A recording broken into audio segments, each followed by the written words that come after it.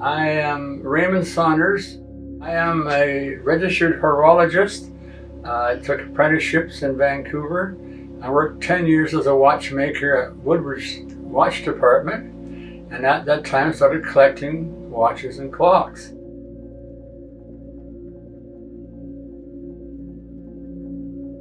I'm mostly self-taught by doing the job and being taught by other clockmakers that knew the trade, and they gave me all the hints and skills I needed, and I was already pretty mechanical minded as I graduated from Vancouver Tech High School. With my majors were shop majors, which was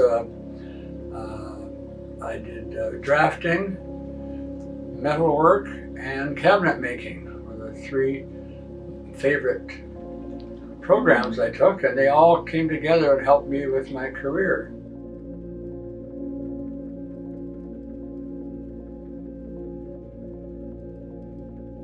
It was the enjoyment of fixing up valuable antiques that people had in their family for many years and couldn't get them fixed, and the joy that I brought in people's lives by restoring their family heirloom made me feel good too.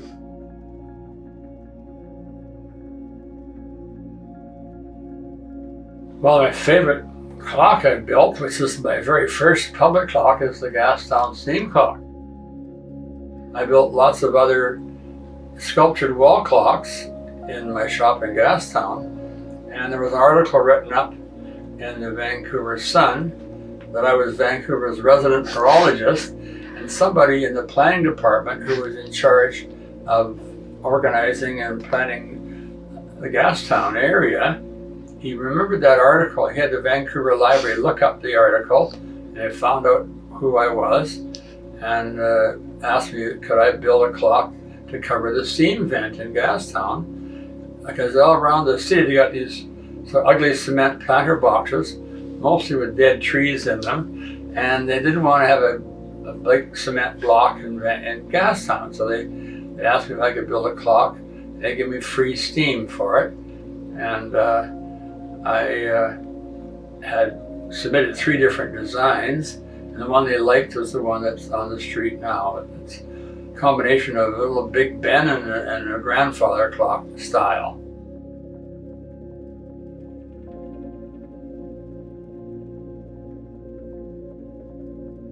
The most challenging ones are the complicated chiming clocks, like grandfather clocks that has 3 weights.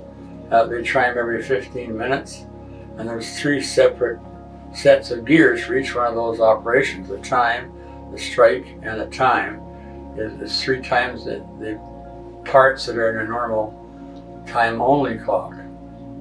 And it's fun because there's so many different varieties of timepieces that were manufactured in all different countries, and each one is a little bit different to work on. The French ones are really well made, and the British ones, of course, and the German clocks are excellent.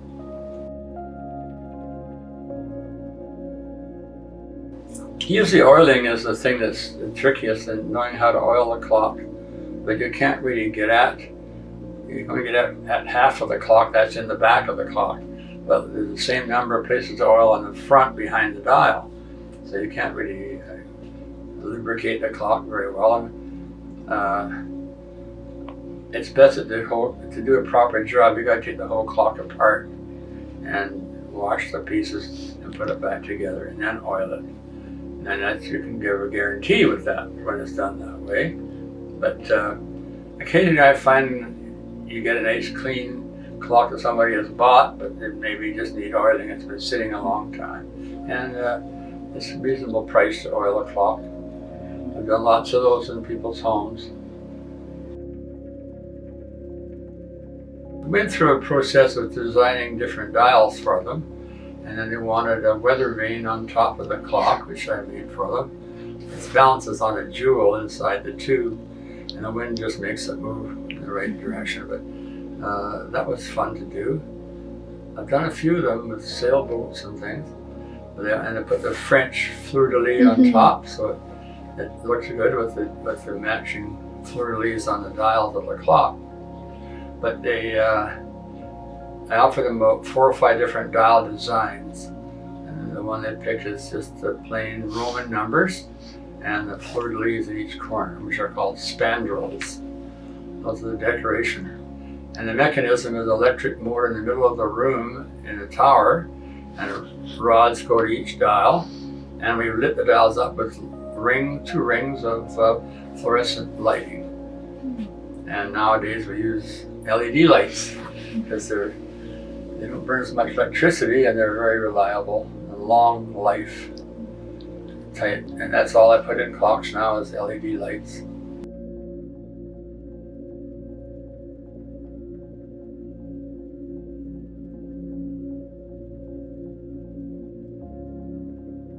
I've done over 200 public clocks in my career, and I have most of them I've done the dials myself on the computer and different types of designs, and I always give them a choice of what they'd like to have or alter the design, and whatever I draw I can get made in our shop. We have a water jet cutting machine that cuts out these are plastic dials, so they can be lit up from behind. And but I've done, actually every clock I've done has been a plastic dial, because they're weatherproof and you can cut them out easily, and you can fuse the numbers on, and they don't get rusty. I have done some metal numbers and had them powder coated, and they last for many, many years. There's very few people who have all the parts that I have for fixing antique watches. That's why I'm fixing one right now made in 1740, and I'll show you that watch. And I want to pass my parts on to someone that can use them, and I'm going to start to take photographs of my treasures and offer them to the world and see what I can find in the person that will be able to use the parts, because I've been collecting them for 50 years, mainly from watchmakers that have retired and want someone to have their parts that specialize in antique restoration. Horology is a dying trade, unfortunately. There was a convention a month or so ago near Seattle, and there's all the old timers are starting to sell all their equipment and tools because they're all retiring. It is an easy trade once you start getting into it. It's just like an auto mechanic. The more you do, the more you learn and get better at it. And it's also therapeutic to work on clocks.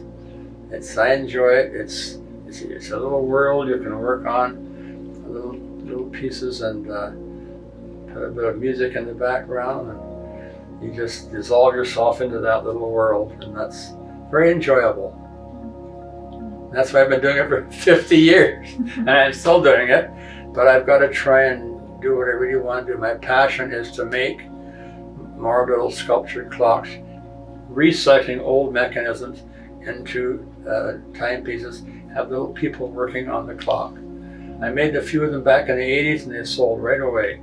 I've got all the materials now, and I want to sort of give up fixing other people's clocks and start building my time sculptures. That's my passion, to retire and do that. And I still will carry on doing a few, but I'm turning down a lot of stuff that needs too much work, and I got to pick and choose what I want to do now, because